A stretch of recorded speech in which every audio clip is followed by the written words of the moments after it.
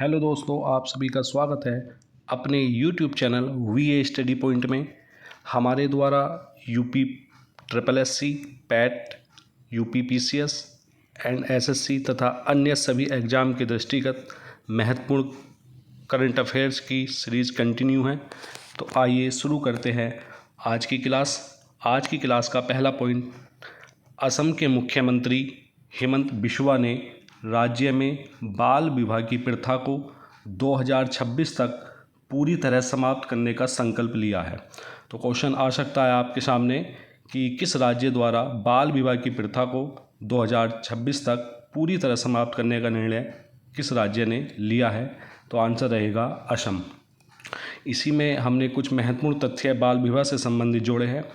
देखिए, राजा राम मोहन राय और ईश्वर चंद्र विद्यासागर जैसे सामाजिक धार्मिक सुधारकों से प्रभावित होकर ब्रिटिश सरकार ने बाल विवाह के मुद्दे पर ध्यान देना शुरू किया था। राजा राम मोहन राय और ईश्वर चंद्र विद्यासागर सामाजिक धार्मिक सुधारक रहे हैं ब्रिटिश काल में, तो उन्होंने ब्रिटिश सरकार को बाल विवाह के मुद्दे पर ध्यान देना शुरू किया था। उनसे प्रभावित होकर ब्रिटिश सरकार ने तो बाल विवाह की कुप्रथा कहो इसको, या प्रथा कहे, कुप्रथा ही कही जाएगी। तो बाल विवाह की प्रथा पर अंकुश लगाने हेतु ब्रिटिश सरकार ने वर्ष 1891 में एक सम्मति आयु अधिनियम पारित किया था। तो ध्यान रखना, सम्मति आयु अधिनियम कब पारित हुआ था? 1891 में। इसमें विवाह की आयु 12 वर्ष की गई थी। विवाह की आयु कम से कम मिनिमम 12 वर्ष होनी चाहिए। उसके बाद एक 1929 में शारदा अधिनियम आया। शारदा अधिनियम बहुत ज़्यादा इम्पोर्टेंट है, एग्ज़ाम में आता ज़रूर है कि शारदा अधिनियम कब आया था? 1929 में। 1929 में आने के बाद इसमें क्या हुआ था, लड़कियों की उम्र कम से कम 14 वर्ष की गई थी विवाह के लिए, और लड़कों की आयु या उम्र 18 वर्ष निर्धारित की गई थी शारदा अधिनियम 1929 में। तो देखिए, ब्रिटिश भारत में बाल विवाह को रोकने के लिए शारदा अधिनियम 1929 पारित किया गया था। इसे बाल विवाह निरोधक अधिनियम 1929 भी कहा जाता है। शारदा अधिनियम 1929 को बाल विवाद निरोधक अधिनियम 1929 भी कहा जाता है, जिसमें लड़की की उम्र 14 वर्ष निर्धारित की गई और लड़कों की उम्र 18 वर्ष निर्धारित की गई थी। शारदा अधिनियम 1929 में बहुत ज़्यादा इम्पोर्टेंट है। इस अधिनियम को बाल विवाह प्रतिषेध अधिनियम 2006 द्वारा प्रतिस्थापित किया गया था। इसका स्थान लिया था किसने? बाल विवाह प्रतिषेध अधिनियम 2006 ने प्रतिस्थापित किया था, जिसमें लड़की की विवाह की उम्र 18 वर्ष की गई और लड़कों के लिए जो विवाह की आयु रखी गई वो 21 वर्ष निर्धारित की गई। तो क्वेश्चन आ सकता है, बाल विवाह प्रतिषेध अधिनियम कब पारित हुआ था? 2006 में। किसका स्थान लिया था? शारदा अधिनियम 1929 का, जिसमें लड़की की आयु विवाह की 14 वर्ष थी और लड़कों की उम्र की आयु 18 वर्ष निर्धारित थी। नेक्स्ट क्वेश्चन देखिए, हमारे द्वारा जो भी करंट अफेयर्स का फैक्ट बताया जाता है वो स्टैटिक पोर्शन को भी जोड़ते हुए बताया जाता है। इससे आपका करंट अफेयर्स के साथ साथ स्टैटिक पोर्शन भी कवर होता जाएगा और आगे हमारे द्वारा बहुत अच्छे फैक्ट आपके सामने लाए जाएंगे जो एग्ज़ाम के दृष्टिकोण से बहुत ज़्यादा इम्पोर्टेंट होते हैं। देखिए, मोल्डोवा एक देश है जो इंटरनेशनल सोलर अलायंस, अंतर्राष्ट्रीय सौर संगठन का 107वां सदस्य बना है। तो क्वेश्चन आ सकता है, जो इंटरनेशनल सोलर अलायंस है उसका 107वां सदस्य कौन सा देश बना है? मोल्डोवा। तो देखिए, ISA की स्थापना आ जाती है कभी कभी एग्जाम में। क्यों? क्योंकि भारत द्वारा इसकी स्थापना की गई थी। तो ISA की स्थापना वर्ष 2015 में हुई थी, जो कि भारत और फ्रांस के संयुक्त प्रयास से COP21 सम्मेलन के दौरान की गई थी। ध्यान रखना, ISA की स्थापना कौन से COP के तहत? COP21 के तहत। और COP21 कब हुआ था? 2015 में। कहाँ पर हुआ था? फ्रांस की राजधानी पेरिस में हुआ था। तो भारत और फ्रांस के संयुक्त प्रयास से की गई है ISA की स्थापना। और ISA के मुख्यालय जो है गुरुग्राम में है। गुरुग्राम हरियाणा में पड़ता है।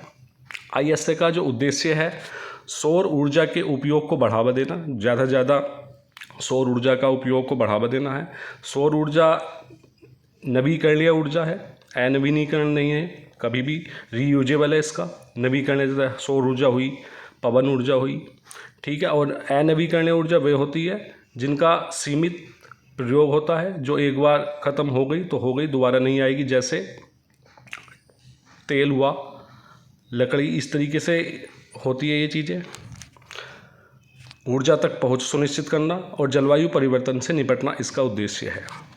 नेक्स्ट क्वेश्चन, हाल ही में परीक्षा पर चर्चा 2025 ने कितने करोड़ रजिस्ट्रेशन के साथ वर्ल्ड रिकॉर्ड बनाया है? परीक्षा पर चर्चा 2025 ने कितने करोड़ रजिस्ट्रेशन के साथ वर्ल्ड रिकॉर्ड बनाया? 3.53 करोड़, 3.53 या 53 करोड़। नेक्स्ट क्वेश्चन, हाल ही में पूरी तरह से सौर ऊर्जा से चलने वाली भारत की पहली विधानसभा कौन बनी है? दिल्ली। हाल ही में पूरी तरह से सौर ऊर्जा से चलने वाली भारत की पहली विधानसभा कौन बनी है? Delhi. Next question, Bharat Colombia की राजधानी बोगोटा में आयोजित 38वें अंतर्राष्ट्रीय पुस्तक मेला 2026 में विशिष्ट अतिथि देश के रूप में भाग लेगा। तो ध्यान रखना, क्वेश्चन आ सकता है 38वां अंतर्राष्ट्रीय पुस्तक मेला 2026 कहाँ पर आयोजन होना है? बोगोटा। बोगोटा किसकी राजधानी? कोलंबिया की। तो उसमें जो भारत भाग लेगा, विशिष्ट अतिथि के रूप में भाग लेगा, विशिष्ट अतिथि के रूप में भाग लेगा भारत। कहाँ पर? 38वें अंतर्राष्ट्रीय पुस्तक मेला 2026 में। नेक्स्ट क्वेश्चन, यशोदा AI साक्षरता कार्यक्रम किस संगठन की पहल है? तो क्वेश्चन आ सकता है यशोदा क्या है? तो ध्यान रखना, AI आर्टिफिशियल साक्षरता कार्यक्रम है। यशोदा किस संगठन की पहल है? राष्ट्रीय महिला आयोग की यह पहल है। राष्ट्रीय महिला आयोग की जो वर्तमान अध्यक्ष है वो, उनका नाम है विजया किशोर रहाटकर। तो ध्यान रखना, विजया किशोर रहाटकर राष्ट्रीय महिला आयोग की वर्तमान अध्यक्ष है। राष्ट्रीय महिला आयोग का जो गठन हुआ था वो हुआ था 1992 में। राष्ट्रीय महिला आयोग का गठन 1992 में हुआ था। वर्तमान अध्यक्ष कौन है? विजया किशोर रहाटकर। जबकि राष्ट्रीय महिला आयोग की पहली अध्यक्ष जो थी वो थी जयंती पटनायक। तो ध्यान रखना, 3 फैक्ट बताए हमने। राष्ट्रीय महिला आयोग की स्थापना 1992, राष्ट्रीय महिला आयोग की वर्तमान अध्यक्ष विजया किशोर रहाटकर और राष्ट्रीय महिला आयोग की पहली अध्यक्ष जयंती पटनायक। नेक्स्ट क्वेश्चन, उपराष्ट्रपति जगदीप धनखड़ ने अपने पद से इस्तीफा दिया है। इम्पोर्टेंट है, इस्तीफा कब दिया है? 21/7/2025 को। उपराष्ट्रपति जगदीप धनखड़ ने अपने पद से इस्तीफा कब दिया? 21/7/2025 को। देखिए, जो उपराष्ट्रपति होते हैं हमारे देश के, वो राज्यसभा की कार्यवाही की अध्यक्षता करते हैं। राज्यसभा की, जो लोकसभा में तो लोकसभा अध्यक्ष होते हैं कार्यवाही का संचालन करने के लिए, जबकि राज्यसभा की कार्यवाही की अध्यक्षता कौन करते हैं? हमारे देश के राष्ट्रपति। तो जब उन्होंने हमारे उपराष्ट्रपति ने इस्तीफा दिया था, जगदीप धनखड़ जी ने, तो उनके स्थान पर अध्यक्षता किसने की, किसने संभाली? तो हरिवंश नारायण सिंह। तो ध्यान रखना, उपराष्ट्रपति के इस्तीफे के बाद राज्यसभा की कार्यवाही की अध्यक्षता हरिवंश नारायण सिंह ने संभाली थी। नेक्स्ट क्वेश्चन, देखिए, हाल ही में लद्दाख के श्योक गांव में बनेगा पहला बोटेनिकल गार्डन। तो ध्यान रखना, लद्दाख का पहला बोटेनिकल गार्डन होगा ये, वो कहाँ पर बनेगा? श्योक गांव में। श्योक गांव में, जो पारिस्थितिकी संरक्षण और इको टूरिज्म की दिशा में एक ऐतिहासिक पहल है। नेक्स्ट क्वेश्चन, साइट योजना किस राष्ट्रीय मिशन का उपघटक है? तो यह है राष्ट्रीय हरित हाइड्रोजन मिशन। साइट योजना किस राष्ट्रीय मिशन का उपघटक है? राष्ट्रीय हरित हाइड्रोजन मिशन। तो जो राष्ट्रीय हरित हाइड्रोजन मिशन है, ये भारत सरकार ने जनवरी 2023 में इसको लॉन्च किया था। तो ध्यान रखना, भारत सरकार ने जनवरी 2023 में राष्ट्रीय हरित हाइड्रोजन मिशन को लॉन्च किया था। तो ध्यान रखना, राष्ट्रीय हरित हाइड्रोजन मिशन को लॉन्च कब किया गया था? वर्ष 2023 में।